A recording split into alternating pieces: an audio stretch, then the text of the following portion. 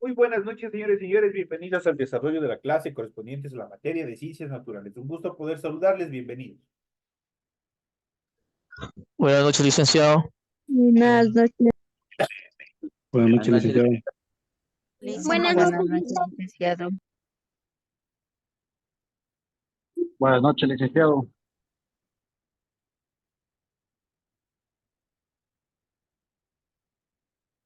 Muy buenas noches a cada uno de ustedes. Un gusto poderles escuchar y saludarles. Bienvenidos al desarrollo de la clase correspondientes a la materia de ciencias naturales.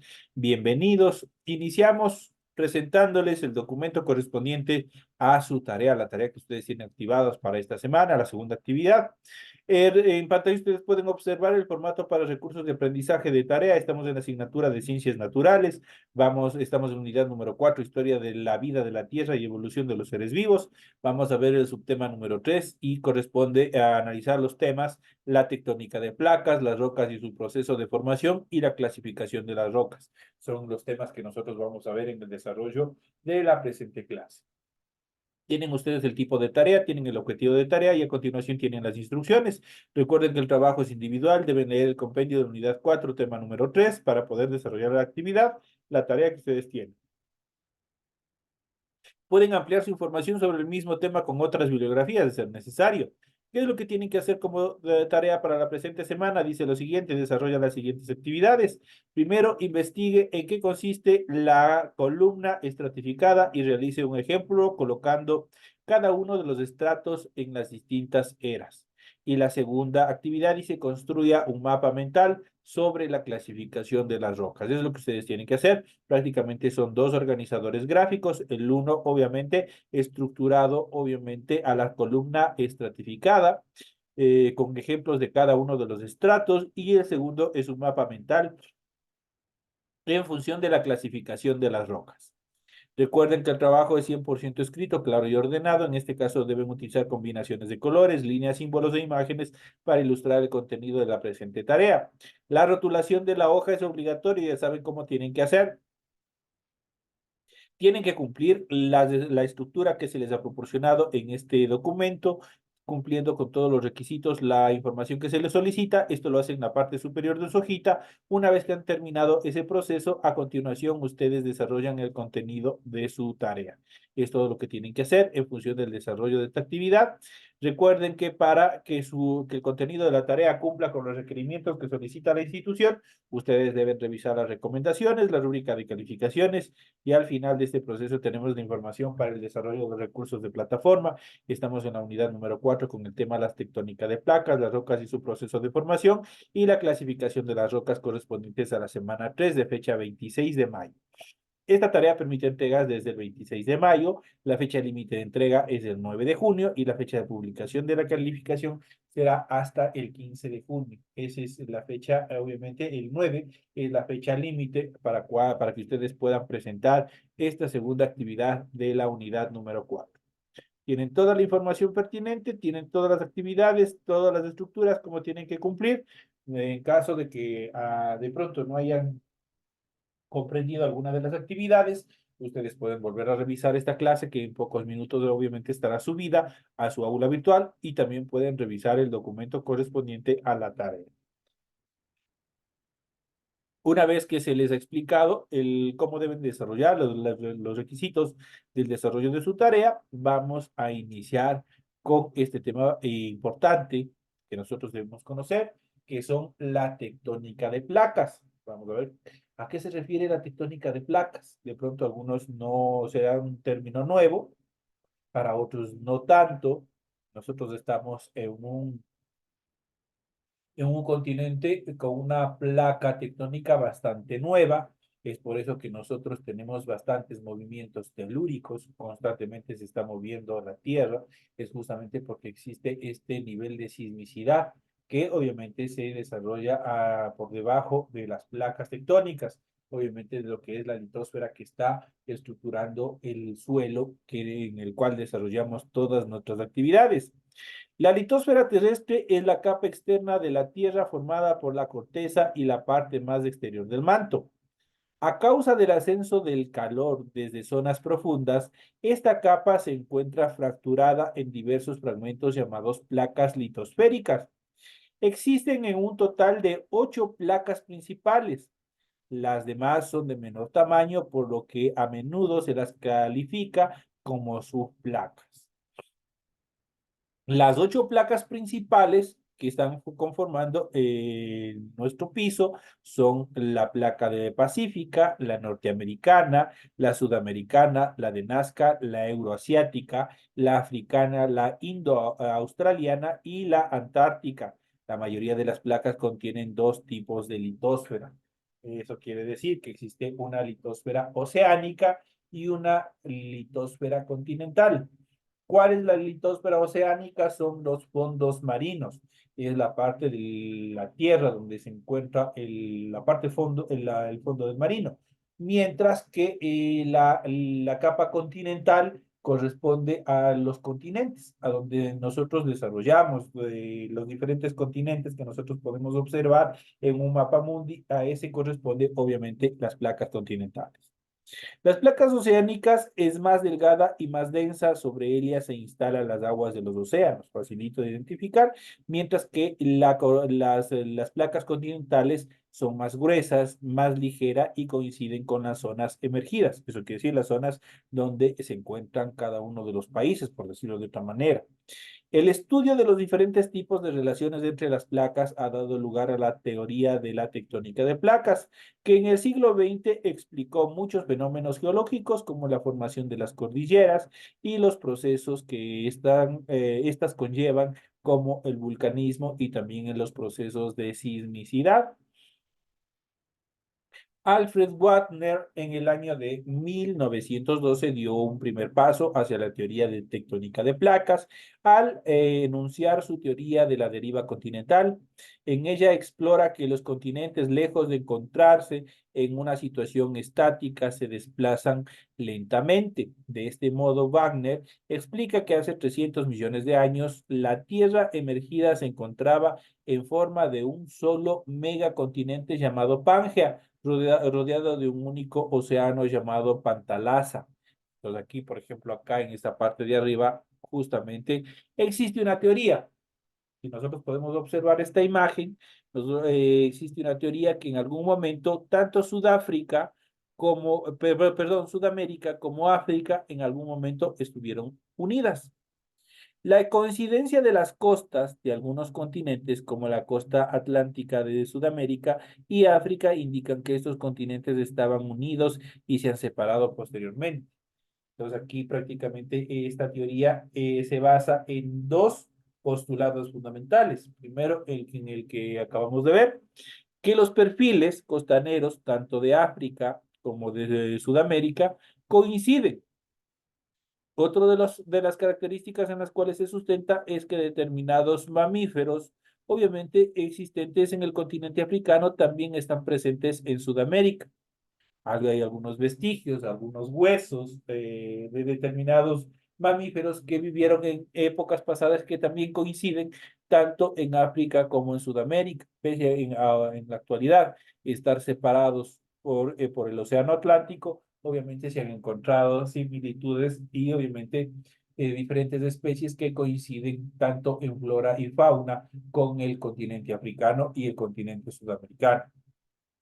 Esto indica o nos orienta que en algún momento, obviamente, estos dos continentes estuvieron unidos, que por los diferentes movimientos telúricos, terremotos, movimientos de tierra, obviamente estos se separaron hasta quedar ubicados como los conocemos en la actualidad.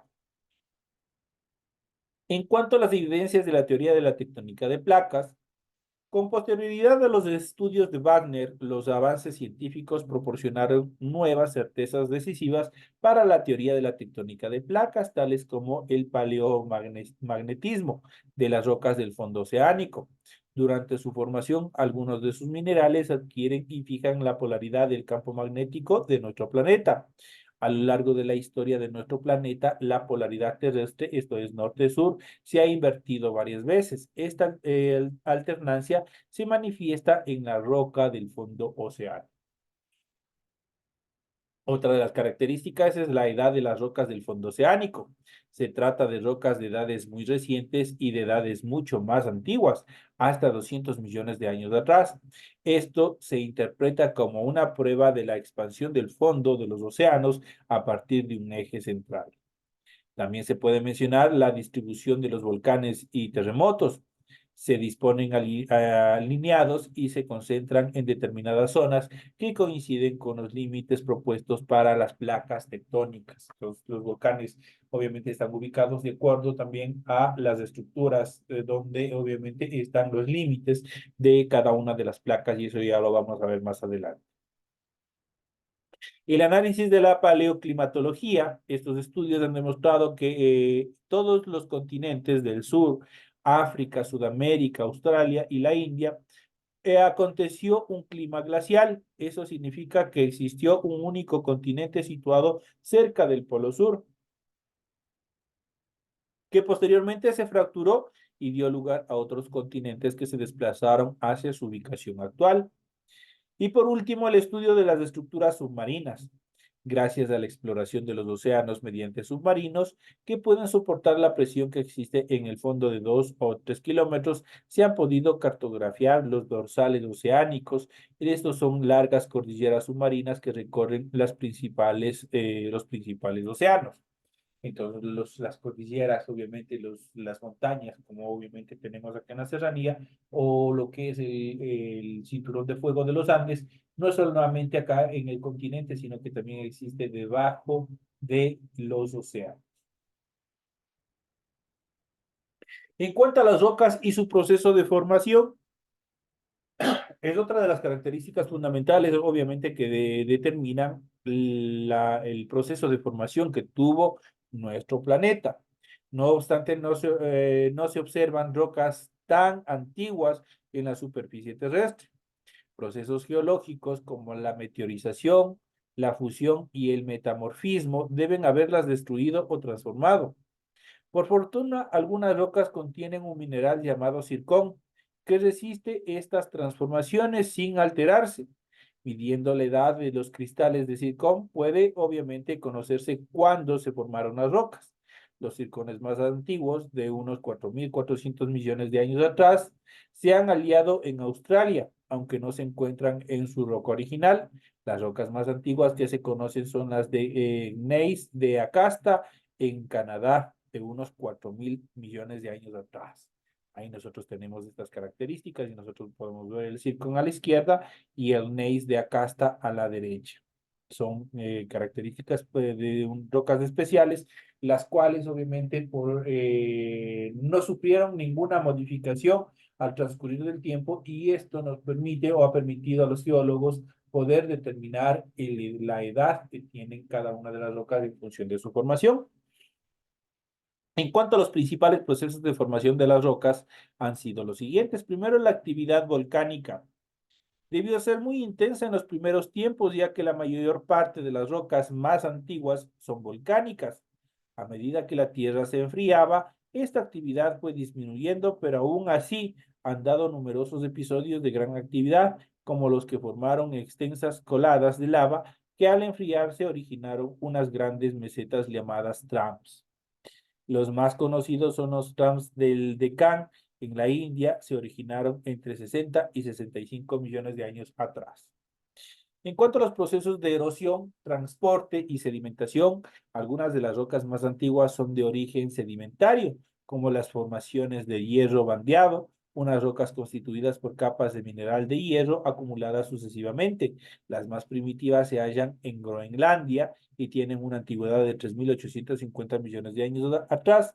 La formación de rocas sedimentarias ha sido desde entonces un proceso habitual. Algunos son características de determinadas épocas, como la hulla y la antracita, formadas durante la etapa o la era del Carbonífero.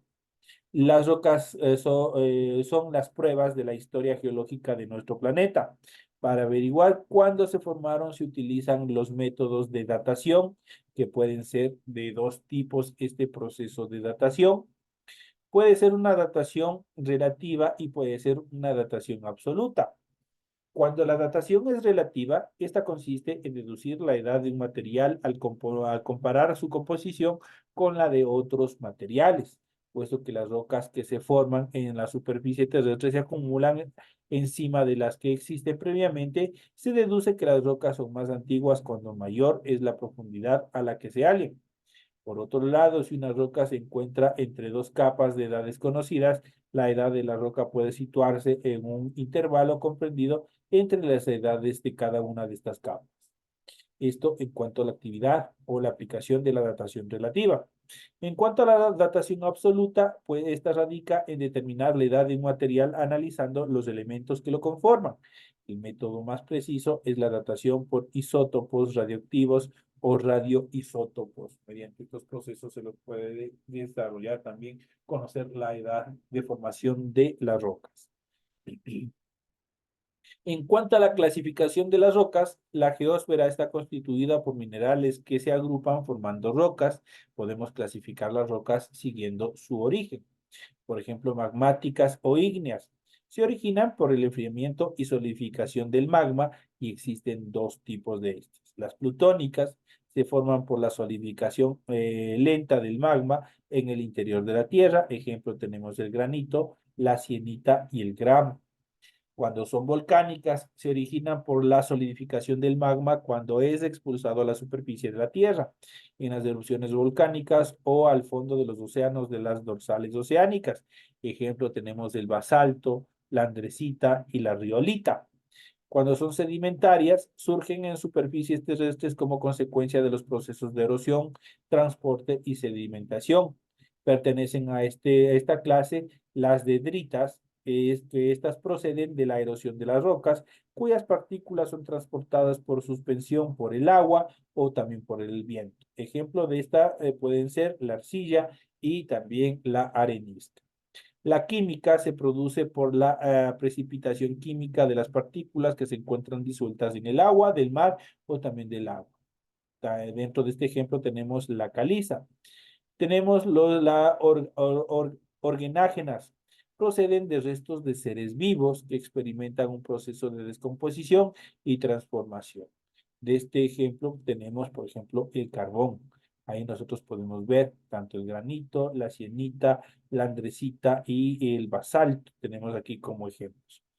Cada una de estas el hombre ha ido identificando, ha ido descubriendo y obviamente no solamente las utilizan como un proceso de datación para conocer el tiempo y la edad de cada una de las formaciones de estas rocas y de estos minerales, sino también lo ha utilizado para el desarrollo de la construcción.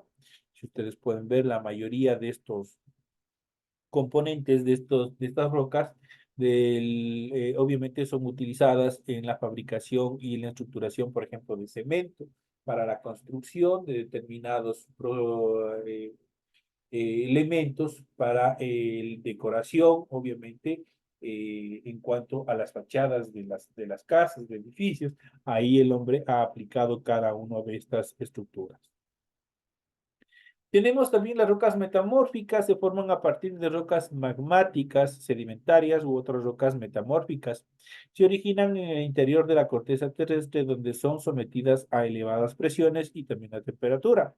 Ejemplo de ellos tenemos, miren aquí el mármol, la cuarcita, la anfibolita, entre otras. Entonces aquí, por ejemplo, ustedes pueden observar, aquí tenemos el mármol, la cuarcita, el anfibolita, de arriba hacia abajo. Cada uno de ellos, como les había dicho, sirven como elementos decorativos terminados que obviamente el hombre lo ha aplicado al desarrollo de viviendas, de edificios, de decoración de determinados lugares, tanto públicos como privados. Entonces aquí nosotros hemos visto, hemos ido analizando en relación a la tectónica de placas, cómo se va formando, cuáles son los procesos en cuanto a la formación y a las características de cada una de las capas y obviamente la datación radioactiva que nos permite determinar la edad de cada una de estos componentes, de estas placas. Vamos a ver a continuación un poco más sobre las placas tectónicas o tectónicas de placas, que viene a ser lo mismo. Vamos a ir analizando, vamos a ir viendo cuáles son las características fundamentales en el desarrollo de estas actividades.